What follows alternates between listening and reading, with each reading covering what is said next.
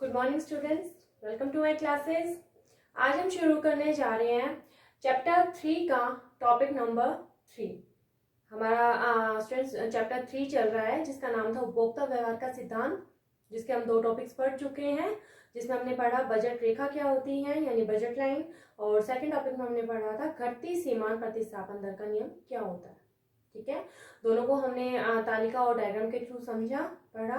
अब third topic पे आते हैं हम। इसका मोस्ट इंपॉर्टेंट क्वेश्चन या मोस्ट इंपॉर्टेंट टॉपिक जो इस चैप्टर का है वो है तटस्थता वक्र या उदासीनता वक्र क्या होता है, जिसको हम इंग्लिश में बोलते हैं इंडिफरेंस कर्व। क्या बोलते हैं? Indifference curve. इसको शॉर्ट फॉर्म में बोलते हैं आईसी कर्व। ओके, तो आईसी क्या होता है, इंडिफरेंस कर्व क्या होता है, या तटस्थता उदासीनता अनधिमान वक्र भी इसको बोलते हैं हम, क्या होता है। इससे पहले वाले क्वेश्चन में बेटा हमने पढ़ा था कि जैसे जैसे हम 2 वस्तुएं लेते हैं तो एक वस्तु प्राप्त करने के लिए हम दूसरी वस्तु को छोड़ना शुरू करते हैं। ठीक है, तो जैसे जैसे कोई वस्तु में प्राप्त होती जाती है हम छोड़ने वाली वस्तु की मात्रा घटाते चले जाते हैं। ये हमने पढ़ा था, यानी कि वो क्या था हमारा घटती सीमांत प्रतिस्थापन दर का नियम। उसी चीज को ही हम यहाँ पर लेंगे कि उसकी वजह से क्या होता है, तटस्थता वक्र बन जाता है। तटस्थता वक्र बेसिकली होता है जब व्यक्ति या कंज्यूमर बिहेवियर पढ़ रहे हैं, कंज्यूमर तटस्थ हो जाता है, उदासीन हो जाता है। उसके सामने कई सारे ऑप्शंस होते हैं जिनको हम संयोग बोलते हैं, संयोग ए बी सी और डी, और इन चारों में से वो किसका चुनाव करे, किसको ले जिससे कि उसको संतुष्टि अधिक से अधिक मिले, इसके बारे में वो उदासीन हो जाता है। उसको समझ नहीं आता कि वो कौन सा संयोग ले। क्यों? क्योंकि चारों संयोग ही संतुष्टि के समान स्तर को बताते हैं। ठीक है, अभी मैं आपको डिटेल में समझाती हूँ। यानी तटस्थता वक्र या उदासीनता वक्र क्या है, उसी डेफिनेशन को जो हमने सेकंड क्वेश्चन में करी थी उसी को हम लेके चलते हैं कि हमारे पास एक्स और वाई 2 वस्तुएं हैं। ठीक है, एक्स और वाई 2 वस्तुएं, तो हम डेफिनेशन में लिखेंगे इसके अंदर। सबसे पहले इस क्वेश्चन के अंदर आएगी आपकी डेफिनेशन, जो क्या कहेगी डेफिनेशन आपकी कि 2 वस्तुओं की विभिन्न मात्राओं से प्राप्त होने वाले संयोगों को मिलाकर जो वक्र प्राप्त होता है उसे हम क्या कहते हैं, उदासीनता वक्र। 2 वस्तुओं के विभिन्न संयोगों को मिलाकर जो वक्र प्राप्त होता है उसे हम क्या कहते हैं, उदासीनता वक्र। उसे उदासीनता वक्र क्यों कहते हैं? क्योंकि एक उपभोक्ता जो होता है वो इन बिंदुओं में से किसका चुनाव करे इसके प्रति वो उदासीन होता है, क्योंकि ये सारे बिंदु संतुष्टि के समान स्तर को बताते हैं। डेफिनेशन पेपर में थोड़ा सा लिख रही हूं यहाँ पर कि 2 वस्तुओं के विभिन्न संयोग उनसे बना वक्र क्या कहलाता है, आईसी कर्व। उनसे बना वक्र क्या कहलाता है, आईसी कर्व। ठीक है, इस उदासीनता वक्र भी कहते हैं, इसलिए कहते हैं क्योंकि उपभोक्ता जो होते हैं इसके प्रति उदासीन होता है। मैं इसको टेबल के थ्रू समझा रही हूँ यहाँ पर।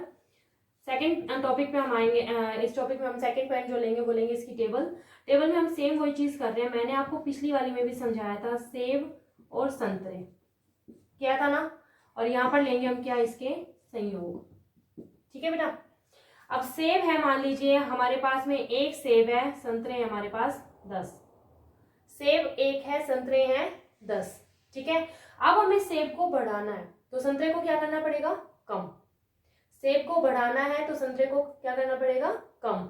हमने सेब को 1 से बढ़ाकर 2 किया तो संतरे जो है 10 से घटाकर कितने कर दिए, 7, यानी कि संतरे कितने घट गए, 3 संतरे हमारे घट गए।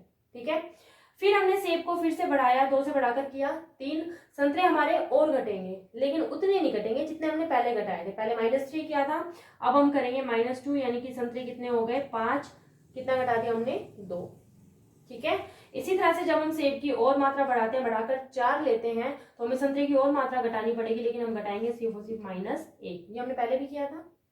ठीक है, इन संयोगों से, यानी पहला सेब 1 और संतरा 10, ए संयोग बन गया। सेब 2 ले लें और संतरे 7 ले लें तो बी संयोग बन गया। सेब 3 और संतरे 5 तो सी संयोग बन गया, और सेब 4 और संतरे भी 4 तो बी संयोग बन गया। इन चारों जो संयोग है इनसे एक उपभोक्ता को समान संतुष्टि प्राप्त होती है, एक उपभोक्ता को समान संतुष्टि प्राप्त होती है, जिसकी वजह से वो इन चारों में से किसी भी संयोग के लिए उदासीन होता है, वो चूज नहीं कर पाता कि मुझे कौन सा लेना है। ठीक है, इसको जब हम डायग्राम में कन्वर्ट करते हैं, टेबल के बाद में हमारी आ जाती है डायग्राम। पहले हम टेबल को एक्सप्लेन करेंगे, फिर हम डायग्राम बनाएंगे। तो डायग्राम में सबसे पहले हम क्या करेंगे, इसका OX एंड OY दिख रहा है सबको? ओके, अब हम OX पे ले रहे हैं हमारा सेब और OY पे ले रहे हैं क्या, संतरे। OY पे क्या ले रहे हैं, संतरे। ठीक है, सेब है हमारे 1 से शुरू होकर 4 तक, तो मैं यहाँ ले लेती हूँ 1 2 3 और 4, और संतरे हमारे 4 से लेकर 10 तक, तो मैं यहाँ पर ले रही हूँ पहले की तरह 2 4 6 8 और 10। ये आप 1-1 सेंटीमीटर की गैप पे ले सकते हो। ठीक है, तो संयोग ए लेने के लिए क्या करेंगे, सेब कितना लेना है, 1 और संतरा 10। तो सेब है 1 और संतरे हो गए हमारे पास में, ऊपर चलते हुए जाएंगे कहाँ, 10। क्लियर है? तो ये बन गया हमारे पास ए संयोग। क्लियर है बेटा? दूसरा हो गया सेब है 2, संतरे हैं 7। इस 2 को बढ़ाएंगे, कहाँ तक बढ़ाएंगे हम, 6 और 8 के बीच में, यहाँ आ गए हम 7। ठीक है, संयोग बन गया बी। थर्ड आ रहा है सेब है 3, संतरे हैं 5। सेब है 3 और इसको बढ़ाएंगे 4 और 6 के बीच में, यानी कि यहाँ पर 5, और ये बन गया सी संयोग। और डी हो गया सेब है 4 और संतरे भी हैं 4, ये हमारा संतरे 4 हो गया और ये सेब 4 हो गया, ये बन गया डी। क्लियर है बेटा? अब इन चारों को जब हम मिलाते हैं तो हमारा जो कर्व है वो इस तरीके से सी शेप का बन जाएगा, जिसे हम क्या बोलेंगे, हमारा IC कर्व। ABCD चारों संयोग संतुष्टि के समान स्तर को बता रहे हैं, इसलिए इसे इंडिफरेंस कर्व बोला गया है। इंडिफरेंस कर्व वो कर्व होता है जिसपे दो वस्तुओं के विभिन्न संयोगों से बने हुए बिंदु, उन बिंदुओं पर संतुष्टि उपभोक्ता को समान मिलती है, इसलिए उपभोक्ता कंफ्यूज होता है, उदासीन होता है, तटस्थ होता है कि वो कौन से संयोग का चुनाव करे। क्लियर है बेटा? तो इसको फिर हम एक्सप्लेन करेंगे। पहले हमने दी इसकी डेफिनेशन, फिर हम दे रहे हैं इसकी टेबल की एक्सप्लेनेशन, डायग्राम की एक्सप्लेनेशन। ठीक है बेटा? तो ये क्वेश्चन एक तरह से हमारा पूरा हो चुका है। इंडिफरेंस कर्व, तटस्थावक, जो ये बताता है कि दो वस्तुओं के विभिन्न संयोग जिन्हें हम खरीद सकते हैं, लेकिन उनके प्रति उपभोक्ता उदासीन रहता है या तटस्थ रहता है, क्योंकि वो संतुष्टि के समान स्तर को बताते हैं, उससे हम क्या कहते हैं, IC कर्व। अब आता है इसमें एडिशनल एक क्वेश्चन पूछ लेते हैं कई बार कि इसकी विशेषताएं कौन कौन सी है। तटस्थता वक्र क्या है और इसकी विशेषताएं कौन कौन सी हैं, 2 का, 4 का, 5 का, कैसे भी पूछ सकते हैं। ठीक है, तो मैं डिटेल में आपको इसकी विशेषताएं करवा रही हूँ इसी क्वेश्चन में। सबसे पहली विशेषता आती है कि जो IC कर्व है, ये जो IC कर्व है इसकी विशेषता बतानी है अब हमने। ये जो IC कर्व है ये ऊपर से नीचे की ओर ऋणात्मक होता है, ऊपर से नीचे की ओर ऋणात्मक ढाल वाला होता है। IC कर्व यानी तटस्थ वक्र ऋणात्मक ढाल वाला होता है। ठीक है, क्यों? देखिए, सेब बढ़ रहे हैं लेकिन संतरे घट रहे हैं, सेब बढ़ रहे हैं लेकिन संतरे घट रहे हैं। हमने 11th क्लास में सह संबंध कोरिलेशन वाले चैप्टर में पढ़ा था, जब भी दो वस्तुएं एक दूसरे के विपरीत चलती हैं, ऑपोजिट, एक बढ़ रहा है तो एक घट रहा है, एक घट रहा है तो एक बढ़ रहा है, तो ऐसे में उनके बीच में कनेक्शन कैसा होता है, नेगेटिव। कैसा होता है, नेगेटिव। और नेगेटिव का मतलब क्या होता है, ऋणात्मक। और उसका कर्व कैसा होता है, ऊपर से नीचे की ओर गिरता हुआ। देखिए, हमारा ए ऊपर है, फिर बी नीचे, फिर सी नीचे और फिर डी सबसे नीचे। तो पहला पॉइंट आ गया समझ में। IC वक्र जो होता है उसकी पहली विशेषता है कि वो ऋणात्मक ढाल वाला होता है। क्लियर है बेटा? सेकंड, IC कर्व मूल बिंदु की ओर उन्नतोदर होता है। कौन सा होता है, उन्नतोदर होता है। IC कर्व जो होता है मूल बिंदु की ओर उन्नतोदर होता है, कन्वेक्स जिसको हम बोलते हैं। ठीक है, क्या होता है मतलब, मैंने आपको बार बार एक चीज बताई हुई है, 2 शेप्स होती हैं, एक होती है C शेप और एक होती है D शेप। ठीक है, C शेप जो होती है वो इस तरीके की होती है, मैं यहाँ पर बता देती हूँ एक बार आपको फिर से। C शेप, और ये होती है D शेप। ये भी हम पढ़ चुके हैं जब हमने PPC पढ़ा था, ये हम पढ़ रहे हैं जब हम IC पढ़ रहे हैं। ठीक है, इसको बोलते हैं नतोदर और इसको बोलते हैं उन्नतोदर। ठीक है, तो हमारी जो शेप आ रही है वो C शेप आ रही है, तो आईसी कर्व क्या है, मूल बिंदु की ओर उन्नतोदर होता है। क्यों? क्योंकि हमारा जो ये गैप है वो लगातार घट रहा है, जो -3 -2 -1 हो रहा है, इसकी वजह से ये उन्नतोदर हो गया। ठीक है बेटा। थर्ड पॉइंट आता है इसके अंदर कि आईसी कर्व न तो OX को छूती है न OY को, ना तो ये OX को छुएगी यानी इसके टच नहीं करेगी, और ना ये OY को छुएगी, ना ही इसको टच करेगी। इसका क्या मतलब हुआ? इसका मतलब ये हुआ कि हर संयोग में उपभोक्ता किसी भी वस्तु को जीरो नहीं करेगा, इसका भी एक कोई ना कोई संख्या रहेगी और इसकी भी कोई ना कोई संख्या रहेगी, कभी भी वो जीरो नहीं होगी। ये हम इसके अंदर एक विशेषता लेके चलते हैं आईसी कर्व की, यानी कि वो दोनों वस्तु के कोई ना कोई पॉइंट को लेकर चलता है, जिसकी वजह से ना तो वो OX को छूती है और ना ही OYX को। यहां तक आए बेटा समझ में? फोर्थ पॉइंट पे आते हैं हम। ये सब चीजें आपकी बुक में दी हुई है, तो आप इनको आसानी से पढ़ सकते हो और अच्छे से समझ सकते हो। ठीक है बेटा। और अगर आपको कहीं पे भी कोई भी डाउट लगे, समझ आया है तो भी, नहीं आया तो भी, आप कमेंट करके जरूर बताया करें मुझे। ठीक है, जिससे मुझे पता चले कि मेरे स्टूडेंट्स को समझ आ भी रहा है या नहीं आ रहा है। ठीक है बेटा। नेक्स्ट आ रहा है हमारे पास में नंबर 4 है कि तटस्था वक्र।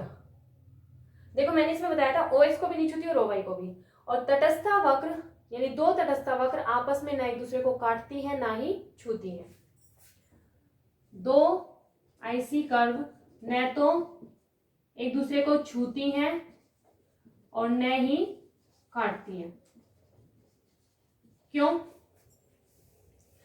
अगर मान लीजिए हमारे पास में आईसी एक दे रखा है, दूसरा ये आईसी हो गया, तीसरा ये आईसी हो गया, तो ये जो है वो आगे पीछे हो जाएंगे, लेकिन ना तो ये कभी भी ऐसे टच करके जाएंगी, ना कभी भी ऐसे ये काट के जाएंगी, हमेशा ये अलग अलग ही चलेंगी। कारण इसका क्या कि आईसी कर्व, इस आईसी कर्व के हर बिंदु पर संतुष्टि एक है। ठीक है, समान है। अगले वाले आईसी पे संतुष्टि अलग होगी, अगले वाले पे अलग होगी, उससे अगले वाले पर अलग होगी। ठीक है, तो इसलिए ये कभी भी एक दूसरे को काटेंगे नहीं। समझ आ गया? एंड लास्ट पॉइंट आ रहा है इसके अंदर पांचवा कि प्रत्येक ऊंचा आईसी कर्व, प्रत्येक ऊंचा आईसी कर्व संतुष्टि के ऊंचे स्तर को बताता है। जैसे अगर मान लीजिए हमारे इस डायग्राम के अंदर हमने जैसे ये बनाया है IC1 पहला कर्व, दूसरा आ गया IC2, तीसरा आ गया IC3। ठीक है, तो पहली चीज तो ये कभी भी OX और OY को नहीं छुएंगी, दूसरी चीज ये एक दूसरे को आपस में भी नहीं छुएंगी। ठीक है, और तीसरी चीज कि नीचे वाला जो वक्र है उससे ज्यादा संतुष्टि IC2 में है, IC2 से ज्यादा संतुष्टि किसमें, IC3 में है। क्यों? क्योंकि वो बढ़ती चली जा रही है संतुष्टि हमारी। ठीक है, तो प्रत्येक ऊंचा आईसी अधिक संतुष्टि को बताता है, अधिक संतुष्टि को बताता है। आ गया समझ में? ये पांचों थी इसकी विशेषताएं, जिसे आप अपनी बुक में अच्छे से पढ़ोगे तो ये बहुत अच्छे से बड़ा सारा टॉपिक हमारा रेडी हो चुका है। एक बार ब्रीफ में बता देती हूँ, जब भी कभी आपका क्वेश्चन आ जाए कि तटस्थता वक्र या अंतिमान वक्र या उदासीनता वक्र क्या होता है, इसकी विशेषताएं बताइए, तो आपको क्या देना, सबसे पहले इसकी डेफिनेशन। ठीक है, दो वस्तुओं के विभिन्न संयोगों से मिलने वाले बिंदुओं से बना वक्र जिसमें संतुष्टि का समान स्तर पाया जाता है, डेफिनेशन। देन तालिका हम दे रहे हैं सेब और संतरों से संबंधित तालिका, एक बढ़ रहा है और एक घट रहा है। थर्ड हम देंगे इसके अंदर तालिका को एक्सप्लेनेशन। ठीक है, फिर हम देंगे डायग्राम, डायग्राम हमने यहाँ पर बनाकर दिखाया है आपको, फिर हम देंगे डायग्राम की एक्सप्लेनेशन, और फिर हम देंगे इसकी पांचों विशेषताएं। पहली विशेषता क्या बताई मैंने इसकी कि आईसी कर्व ऊपर से नीचे गिरता है यानी ऋणात्मक होता है। दूसरी, आईसी कर्व मूल बिंदु की ओर उन्नतोदर होता है। तीसरी, आईसी कर्व ना तो OX को छूता है ना OY को छूता है। चौथी, अलग अलग आईसी कर्व यानी दो आईसी कर्व आपस में एक दूसरे को न छूते हैं न काटते हैं। एंड लास्ट वन वाज प्रत्येक ऊंचा आईसी कर्व संतुष्टि के ऊंचे स्तर को बताता है। समझ आ गया बेटा? तो इस क्लास के लिए अभी के लिए इतना ही। आईसी कर्व आप अच्छे से पढ़िएगा, अपनी रफ कॉपी में इसको बनाकर देखिएगा, और जहां पर भी आपको समझ में नहीं आए please please please comment me, I will answer you, and आपकी क्वेरीज जो भी है वो क्लियर की जाए। ओके बेटा, thank you so much for watching my videos.